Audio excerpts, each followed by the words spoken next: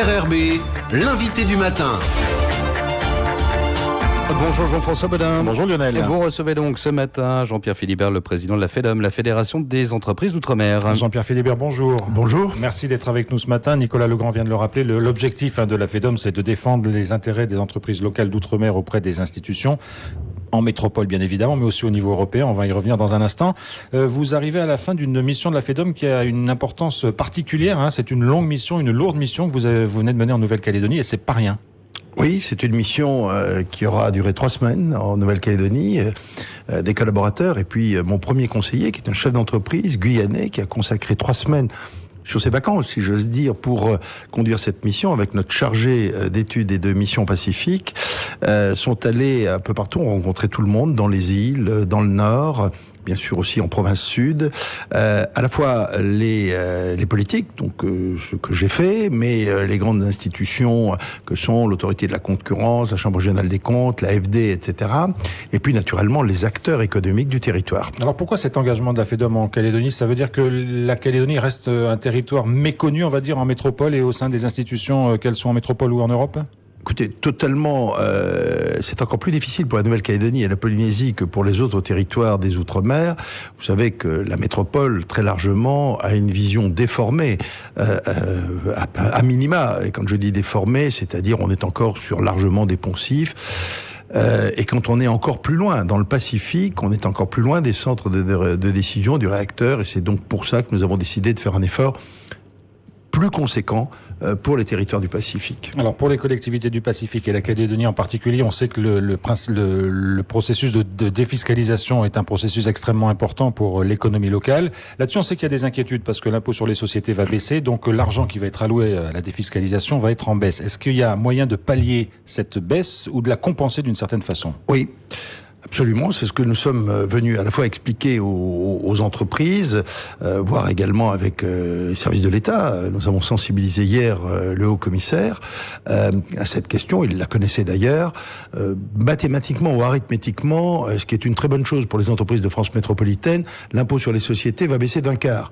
Mais cela veut dire que... Ça va leur donner de l'air. Ça leur donne de l'air. Mais paradoxalement, il y a une victime collatérale, ce sont les collectivités du Pacifique qui, elles, financent notamment les grands équipements structurants, grâce à cette défiscalisation à l'IS. Donc si ça baisse d'1/4 en 3 ans en métropole, la collecte et donc l'impact pour les économies du Pacifique va baisser également d'1/4. Donc nous avons élaboré un dispositif de compensation. Je suis allé le présenter à Bercy il y a quelques semaines, et dès mon retour, je vois le cabinet de M. Darmanin, puis M. Darmanin en tête-à-tête pour essayer de le faire valider. J'ai bon espoir qu'on y arrive. Mais cette compensation pourrait être de quelle nature, sans rentrer trop dans les détails techniques? Alors c'est très technique, vous avez raison. Pour faire simple, aujourd'hui, pour les entreprises qui défiscalisaient l'IS, on défiscalisait, la défiscalisation, si j'ose dire, venait amender, baisser la base de leur impôt. Et nous proposons un dispositif où c'est l'impôt lui-même qui va baisser. Alors ça s'est fait il y a quelques années pour la défisc à l'IR, ça a marché. Donc Bercy qui refusait notre idée première, qui était encore la plus simple, c'était d'avoir un coefficient de correction. Si ça baisse d'1/4, on fait un coefficient de correction d'1/4 et on avait le même résultat. Pour ça, c'était un peu trop simple. Donc on a trouvé notre dispositif qui devrait fonctionner. Il faut maintenant, naturellement, politiquement le valider. Alors, votre interlocuteur à Bercy, c'est Gérald Darmanin. Il connaît le dossier calédonien d'une certaine façon, puisqu'il est venu ici. Ça, c'est un atout aussi dans les discussions que vous allez mener avec lui? Oui, absolument. C'est un atout parce qu'il a été sensibilisé quand il est venu par les opérateurs économiques, par les milieux politiques également. Et puis, nous faisons des piqûres de rappel. Enfin, c'est plus des piqûres de rappel. À ce niveau-là, c'est même un rappel de la perfusion. C'est de la perfusion, oui. Donc, on le rappelle. Mais ça, c'est notre boulot constant, si j'ose dire. Éviter d'oublier, parce que beaucoup de gens viennent dans le Pacifique, ce qui est très bien.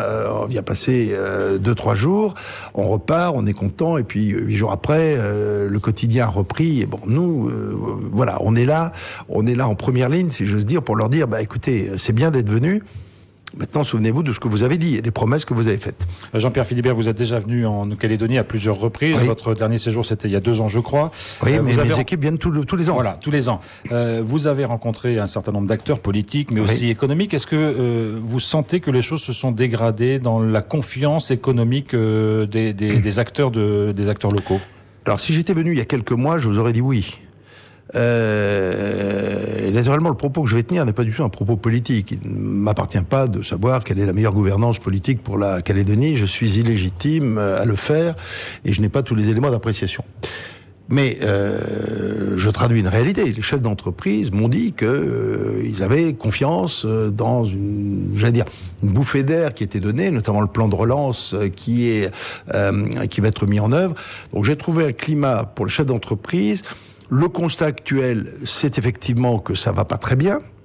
Les indicateurs le montrent, en termes de PIB, en termes d'accroissement du chômage, la grande difficulté qu'ont un certain nombre d'entreprises majeures pour le territoire. Mais, vous le savez, les entreprises ne peuvent pas se permettre, le pessimisme est un luxe que les entreprises ne peuvent pas se permettre. Donc j'ai trouvé des gens plutôt optimistes.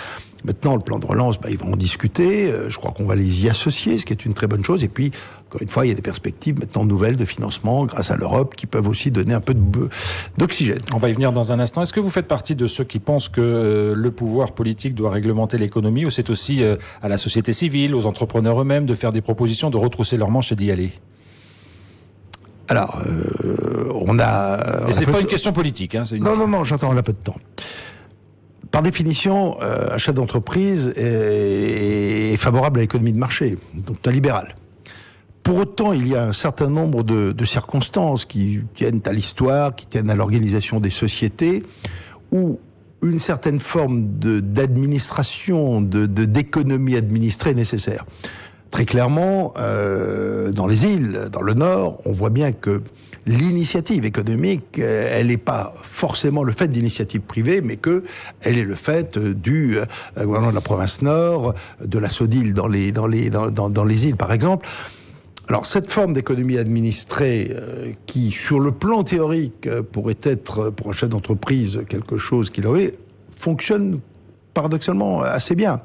Et je crois qu'elle est nécessaire. Et que donc on peut avoir des sociétés qui sont mixées, initiative privée, ce qui est préférable d'un côté, et puis, initiative publique de l'autre. Question de curseur, et le curseur peut avoir plusieurs niveaux en Calédonie ? Oui, je crois que ça n'est pas impossible. Encore une fois, les histoires sont différentes, les coutumes sont différentes. Et c'est parfaitement respectable. Donc, c'est pas à moi de dire à une société voilà quel modèle économique vous devriez adopter. Je constate qu'il y a des modèles qui peuvent fonctionner, qui ne fonctionneraient pas ailleurs, et qui peuvent fonctionner. Alors la question est de savoir si ça peut fonctionner sur le long terme. Mais voilà, en tout cas à l'instant T, je respecte ces choix économiques. Alors l'autre dossier que vous portez, vous l'avez évoqué, Jean-Pierre Philibert, c'est l'accès aux fonds européens. On sait que le plan Juncker arrive à échéance, qu'il va y avoir un nouveau plan mis en place, que Nicolas Legrand le rappelait, Invest EU. Là-dessus, vous pensez que les entreprises calédoniennes pourront avoir des financements peut-être, j'allais dire, plus facilement que dans le plan précédent ? Alors, d'abord, jusqu'à présent, parce qu'il y a des financements européens qui arrivent déjà par le biais de l'AFD ou d'autres. Oui, mais enfin très peu. Le FED, par exemple, qui est le fonds de développement, la Nouvelle-Calédonie reçoit, alors je vais parler, pas en francs Pacifique, parce que je n'y suis pas familier, en euros 30 millions. C'est dérisoire. Le FED, pour l'ensemble de l'Europe, c'est 529 millions. Le Groenland en consomme la moitié à lui tout seul. Donc la Nouvelle-Calédonie a une part, effectivement, extrêmement congrue. Jusqu'à présent, les grands investissements européens était porté par un plan dit Juncker, du nom du président de la Commission européenne. Alors lui, qui était un plan extrêmement ambitieux, puisque ça mobilisait à peu près 60 milliards d'euros. La Calédonie n'en a pas vu un centime d'euro. Alors pourquoi ? Parce que tout simplement, les PTOM, les pays et territoires d'outre-mer, n'étaient pas éligibles. Ce qui est quand même, alors que vous votez, le vote pour le Parlement européen n'était pas éligible. Donc en clair, il ne pouvait pas y avoir un fléchage en direction de la Nouvelle-Calédonie. Le président Yoshida a dénoncé ça régulièrement, le président du MEDEF, et il avait raison. Alors on s'est mobilisés tous, Maurice Ponga aussi, le gouvernement français, pour qu'on revoie la copie. Alors c'est revu. Dans le nouveau dispositif d'intervention de l'Europe en faveur de l'économie ou des territoires, etc., enfin appelons-le comme on veut, le dispositif Invest EU, oui, les PTOM sont éligibles. Alors elles le sont sous quelle forme ? L'Europe va procéder par des garanties. Et des garanties pourront aller jusqu'à 70%. Ce qui veut dire aujourd'hui qu'il y a un bel outil, mais c'est un bel outil en 2020 qui va fonctionner pour autant qu'il y ait des projets en face. Alors des projets privés mais aussi, et peut-être surtout, des grands projets publics, d'infrastructures, de réalisation de choses qui vont permettre au territoire de continuer son développement. Je prends souvent l'exemple de la voiture. On vous offre une très belle voiture. Si vous ne savez pas conduire, que vous la laissez dans le garage, vous avez une belle voiture, ça vous fait une belle jambe. Ça ne va pas vous aider. Donc, il faut qu'il y ait... on a sensibilisé tout le monde, naturellement les acteurs politiques, les acteurs publics, en leur disant, maintenant, il va falloir qu'il y ait des projets en face. Alors, il faut des projets en face. Et à partir de quand on pourrait commencer à bénéficier de ces fonds? Parce que le plan rentre en vigueur en 2020. Oui. On sait que les processus sont longs, il y a des dossiers à instruire, il y a beaucoup d'allers-retours, oui, etc. Quand est-ce que ça pourrait se matérialiser concrètement? Je pense que c'est dès aujourd'hui où il faut commencer à travailler sur des projets. C'est long, autant le prendre très en amont. J'imagine que dans le plan de relance, il y a un certain nombre de choses qui pourraient parfaitement relever de ces garanties européennes. Encore une fois, ça joue, j'ai pas dit le montant, mais enfin c'est quand même assez énorme parce que c'est 38 milliards. Donc on peut penser que les premiers servis seront ceux qui auront préparé très en amont un certain nombre de dossiers. Voilà, donc j'invite très fortement la Nouvelle-Calédonie à le faire. Et vous sentez les acteurs, qu'ils soient publics ou privés, désireux évidemment de s'engager dans cette voie-là? Alors écoutez, en tout cas, je suis ce que j'ai entendu, effectivement, de la part de tous. C'est que d'abord, c'est une bonne nouvelle pour peu qu'on la transforme. On parlait de sport tout à l'heure, c'est comme un essai. Si vous le transformez, c'est encore mieux, parce que vous marquez plus de points. Donc, si vous voulez, il faut aujourd'hui la balle. Nous nous sommes battus pour qu'il y ait l'outil. L'outil est là, comme pour la défiscalisation, ça n'est qu'un outil. Mais l'outil n'est bon que si les hommes en font quelque chose d'important. Donc je pense que les acteurs, ce qui peut-être change en Nouvelle-Calédonie, les acteurs publics et les acteurs privés se parlent, ont décidé de travailler ensemble. Je sais que le secteur privé va mobiliser les élus. On verra. Affaire à suivre. Vous reviendrez en Calédonie pour voir l'évolution des choses? Je reviendrai en Calédonie, naturellement.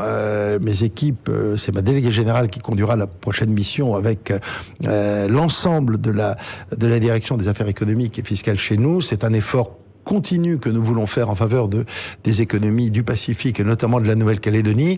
Donc, ça n'est pas effectivement une mission one-shot. On vient 3 jours et on repart. On est là pour aider très durablement la Nouvelle-Calédonie. Jean-Pierre Philibert, merci beaucoup d'avoir été avec nous ce matin. Merci à vous.